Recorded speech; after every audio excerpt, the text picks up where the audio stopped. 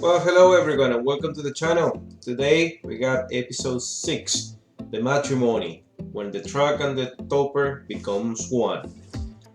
For those of you that are new in here, feel free to click on the card that appears on the top right of your screen. There is a link to a playlist that contains all the videos uploaded until now. Without further ado, here are the details. So it's been a few weeks since I got the topper in the back of my house. I finally finished with the painting, some minor details, put the windows back, the back hatch, changed the shocks, changed the locks on the back hatch, tint the window, etc, etc, etc.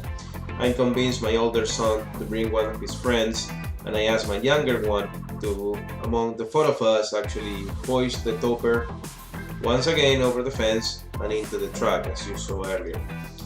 Now I decided to put it on and hold it with those clamps just to keep the size of it. I got a strap on it that kind of keep the shape of it. Once you remove the strap, the topper tends to open up, so I wanted to keep it in place kind of scenario. It's still gonna need adjustments later, but at least for now it was going to work. So at this point we have the windows fairly sealed. We got an issue with the water before that you probably saw in the previous episode. So we're gonna be working on one of the windows today and the rear hatch. Rear hatch, the bottom piece comes off so you can slide the glass. I didn't have the glass. The glass was going to be like $400. I think it was a little bit too excessive for what the idea and the purpose of the project is. So I went ahead and removed the previous tinting of the acrylic and clean it up nicely and put it together as you can see there. So one of the things I needed to do in this video was to reattach the bottom bar that holds everything in one piece. So with help of a little pop rivets, I went ahead and secured that. Wouldn't be nice for me to have one of those vice grips that kind of get in place and put sandwich everything together, but I didn't have one, so I had to do what I had with the channel locker and so far. The only problem I had with this was that the rivets, they were not long enough, they were a little bit short, so they don't look as pristine as I want them to be. So I grabbed my grinder and kind of smooth them out a little bit. I have to put them from the inside out, which I know is not a good idea, but it got the work done. That was the idea, to get everything in one shot, everything together, and be able to start using the topper. So pretty much now working late into into the night, trying to get all the stuff together. Another thing that I did here after installing was to secure all the shocks, all the nuts that hold the shocks in place. Those shocks are a funny story to them. I went to a auto parts store and I got shocks specifically the same size, everything exactly the same. When I put them on and tried to close the hatch, I almost broke the frame. Those were way too hard. I believe those probably were for hoods or tailgates. I don't know. I mean, for like an SUV tailgate, but it was really hard. I mean, I cannot compress them. So I went ahead and ordered different from Amazon. I received those. Those were the perfect size, but well, no, they were not really the perfect size. They were okay size, but they were a little bit too short and they were not strong enough. I think then I underestimated the weight of it, so I ended up buying. So that's actually the third set of shocks. FYI, if you guys are planning to do this, please do the research, try to figure out the weights. They're complicated. They go by newtons. These are 20 pounds each. They hold the hatch with no problem.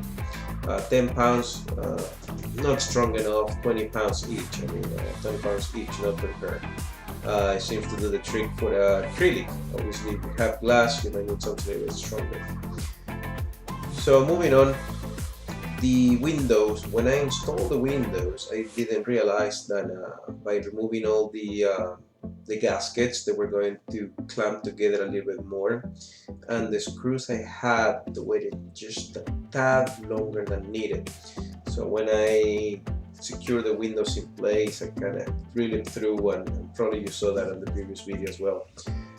But I had a lot of water intrusion, so I decided to remove this trim, and you guys see, and reapply some die-cord tape and some other product I don't remember. Probably put the description on the description of the video, description of the product and the description of the video. There you go. So once I put this putty all the way around the window and the die-cord tape, I decided to secure it again with all the self-tapping screws. But once again, now since they are secure, the problem is that they went through the other side, so I'll address those later. Now my wife has an issue with the mosquitoes, so she had me it's also well for my daughter. Long ago, it's like one of those princess bed nets, etc. She grew old, she didn't want it, never got to use it, so it was a good thing for the truck. Hopefully that will keep some of those mosquitoes away. So trying to implement how to hang it, very unprofessionally, I get it. I mean, eventually we'll do something a little bit nicer, but at this time we were trying to get ready for the trip, and we were running against the clock to get this ready in only a couple of weekends for an outing that we had planned with the family over the Thanksgiving weekend. Probably I'll put some videos of that eventually. So the idea here was to try to get some netting just in case there was mosquitoes in the park or whatever, try to keep them from being in. Regular flies. I mean, we were camping for 5 days, and that truck was most likely to be open for the whole day before going into bed at night. So that's pretty much where you're seeing it over there.